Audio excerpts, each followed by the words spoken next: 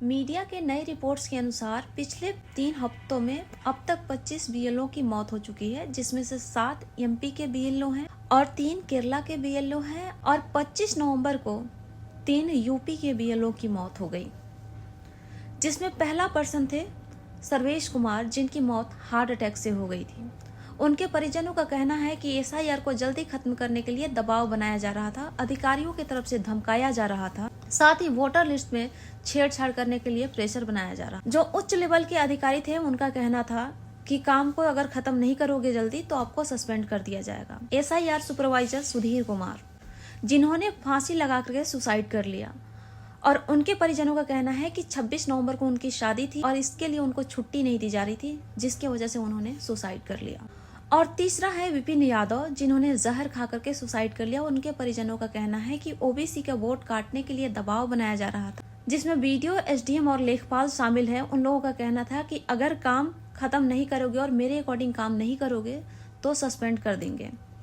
इस तरह से बीएलओ को डराया जा रहा है और काम का प्रेशर दिया जा रहा है, और बीएलओ काम के प्रेशर को झेल नहीं पा रहे हैं, जिसके वजह से किसी का हार्ट अटैक आ रहा है और कोई सुसाइड कर ले रहे हैं। इसको लेकर के 26 नवंबर को भी बंगाल के सारे बीएलओ ने ऑफिस के बाहर प्रदर्शन किया और ममता बनर्जी ने भी प्रोटेस्ट किया। एसआईआर स्ट्रैटेजी जिस दिन बनाया गया था उसी दिन समझ में आ गया था कि सरकार कोई ना कोई नई चाल चलने वाली है, और अब वो क्लियर हो चुका है। बांग्लादेशी तो हमारे देश में एक बहाना था कि बांग्लादेशियों को हटाने के लिए और जेन्युइन वोटर को ऐड करने के लिए काम किया जा रहा है, लेकिन सच तो ये है कि सरकार अपोजिशन को हटाने के लिए और अपना शासन चलाने के लिए सारा काम कर रही है।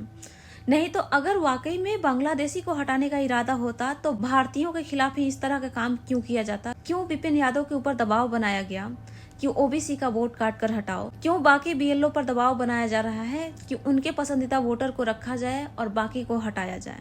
तो इसका मतलब साफ है कि मोदी सरकार और ज्ञानेश कुमार दोनों ने मिलकर के एक गेम खेल रहे हैं, जिसमें उनको जहां से भी डाउट हो रहा है कि यहाँ पे इस वर्ग के वोटर अपोजिशन के समर्थन में है, उसका नाम वोटर लिस्ट से हटाने की कोशिश कर रहे हैं ताकि एक तरफा जीत हो सके। मतलब कुल मिलाकर कहें तो भारत में अंग्रेजी शासन फिर से वापस आ गया है और पब्लिक को गुमराह किया जा रहा है कि हिंदू और मुसलमान खतरे में हैं, लेकिन सच तो यह है कि ना हिंदू खतरे में है ना मुसलमान खतरे में है।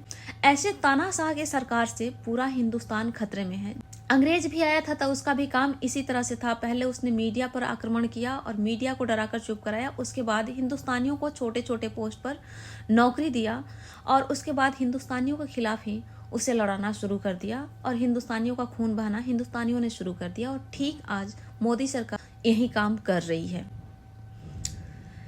और एसआईआर के अंदर जो 12 डॉक्यूमेंट दिया गया है, सबसे पहले आम जनता के पास में इतनी जल्दी 12 डॉक्यूमेंट मिलेगी? जो एसआईआर स्ट्रैटेजी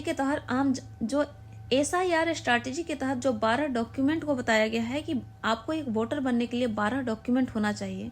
अगर आम जनता के पास ढूंढा जाए तो ये 12 डॉक्यूमेंट को पूरा करने के लिए कई एक साल लग जाएंगे, और एक कुछ ही महीनों में 12 डॉक्यूमेंट लाना कितना मुश्किल है। खुद सुप्रीम कोर्ट के जज भी कह चुके हैं इसके बारे में कि इतना डॉक्यूमेंट तो हमारे पास भी नहीं है।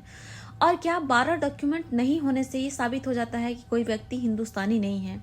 वैसे तो सुप्रीम कोर्ट में कई एक लोग अपराध करके भी साबित हो जाते हैं कि अपराधी नहीं है, और लास्ट में जज को कहना पड़ता है कि सबूत न मिलने के अभाव में इसे रिहा किया जाता है।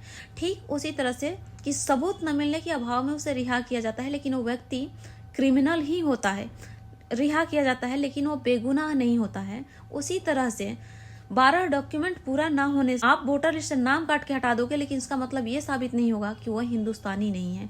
आज के डेट में हर हिंदुस्तानी के पास में Aadhaar card, PAN card, bank account, ये सारी चीजें होंगे। इसके अलावा एडिशनल डॉक्यूमेंट जो आपने रखा है वो नहीं होगा, इससे ये साबित नहीं होगा कि वो हिंदुस्तानी नहीं है। तो मामला सीधा साफ है कि ये जानबूझ करके ऐसे ऐसे डॉक्यूमेंट को लगाया गया है जिससे आम जनता जो है, खासतौर से जो कम पढ़ी लिखी जनता है, वो इस चीजों में उलझ जाए और उसके बाद से उसका नाम वोटर लिस्ट से हटा करके ज्ञानेश कुमार और मोदी सरकार के जो पसंदीदा वोटर्स होंगे उसका नाम वहां पे जोड़ करके एक तरफा जीत हासिल किया जा सके।